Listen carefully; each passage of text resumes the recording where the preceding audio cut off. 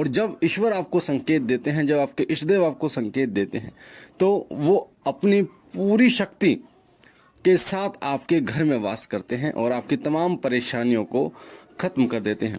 ये वही समय होता है जब आप परेशानियों से घिर रहे होते हैं, दिक्कतों से घिर रहे होते हैं, आपके जीवन में दुख ही दुख होते हैं। और इन संकेतों के माध्यम से आपके इष्ट देव आपके दुखों को नष्ट करना चाहते हैं, आपकी परेशानियों को खत्म करना चाहते हैं।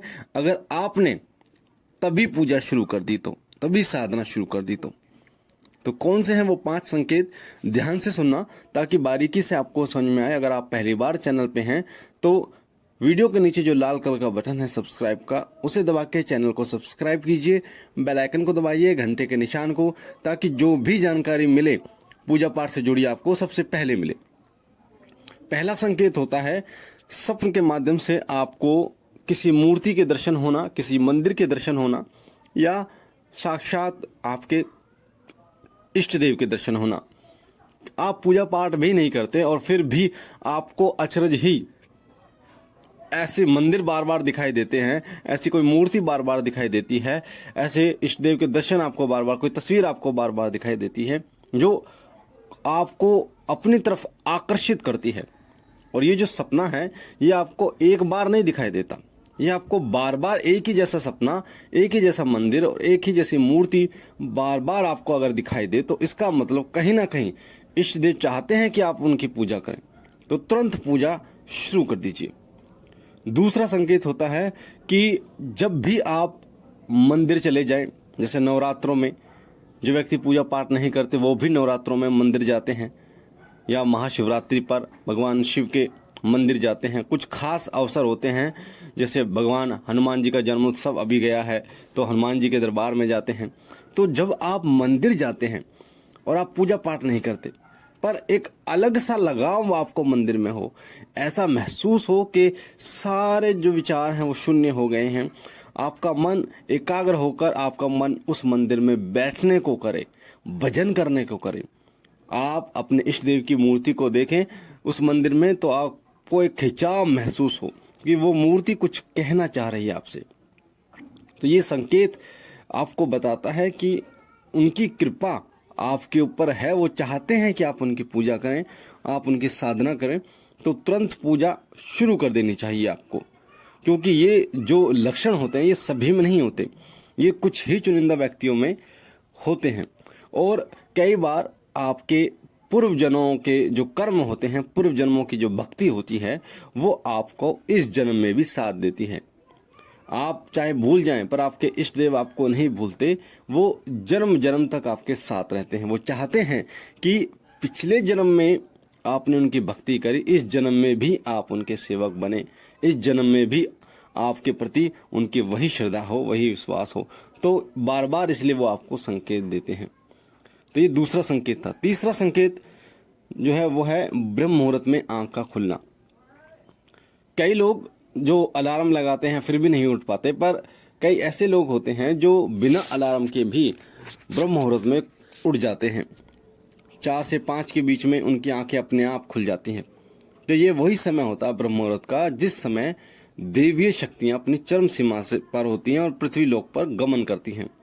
और जितने भी व्यक्ति, क्योंकि ईश्वर का वास हमारे अंदर बताया गया है, जितने भी व्यक्ति इस समय उठते हैं सभी को एक देवीय शक्ति प्राप्त होती है जो उनके व्यवहार, उनके शारीरिक और मानसिक रूप को बदलाव करती है, उनके ऐसे विचारधारा पैदा करती है ताकि वो अध्यात्म की तरफ आगे बढ़ पाएं।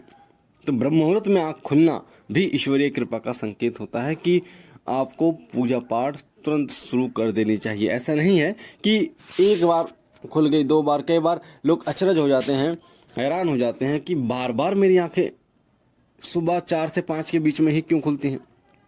कई लोग तो ऐसे भी हैं जो 4 बजे तो 4 बजे 5-1 मिनट ऊपर नीचे हो जाता है तो 4 बजे ही आंखें खुलती हैं। तो ये ईश्वरीय कृपा का संकेत होता है। जो समझ जाते हैं वो पूजा शुरू कर देते हैं और ईश्वर की कृपा प्राप्त कर लेते हैं। चौथा संकेत है कि कहीं आप फंस जाओ, किसी परेशानी में आप फंस जाओ, आपके ऊपर आर्थिक तंगी आ गई है, बहुत ज़्यादा आपके पैसे रुके हुए हैं, कोई आपके पैसे दे नहीं रहा, आपके खाने के लाले पड़ रहे हैं और उस समय अचरज ही आपको आपके इष्ट की याद आ जाए, भगवान की याद आ जाए और आपका वो जो कार्य है वो सिद्ध हो जाए, आप जहाँ से फंसे वहाँ से निकल जाएं, आपको जो परेशानी है वो ठीक हो जाए, इसका संकेत है कि कहीं ना कहीं चाहते हैं ईश्वर, आपके इष्टदेव, कि आप उनकी कृपा प्राप्त करने के लिए उनकी पूजा पाठ करें।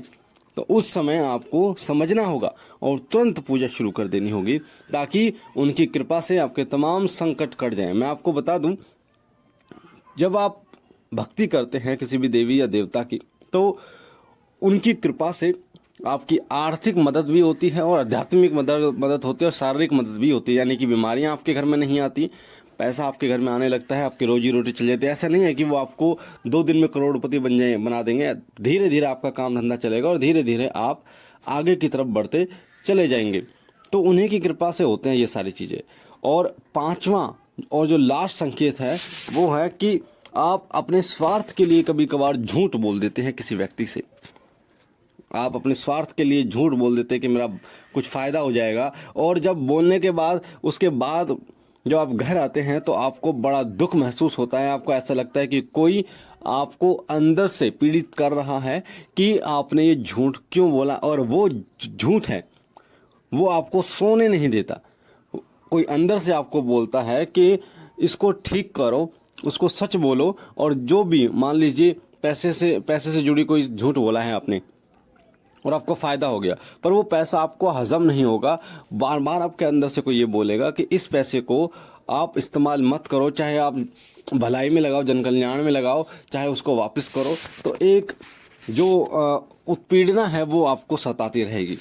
तो ऐसे जो लोग होते हैं उन पर ईश्वरीय कृपा होती है और उन्हें झूठ नहीं बोलना चाहिए। और इस प्रकार झूठ बोलकर जो फ़ायदा हुआ है उसको या तो किसी जन कल्याण में लगा देना चाहिए, पर उसको इस्तेमाल नहीं करना चाहिए। तो ये 5 संकेत ऐसे हैं जो आपको बताते हैं कि अगर ये चीज़ें आपको दिखाई दे तो तुरंत पूजा शुरू कर देनी चाहिए आपको।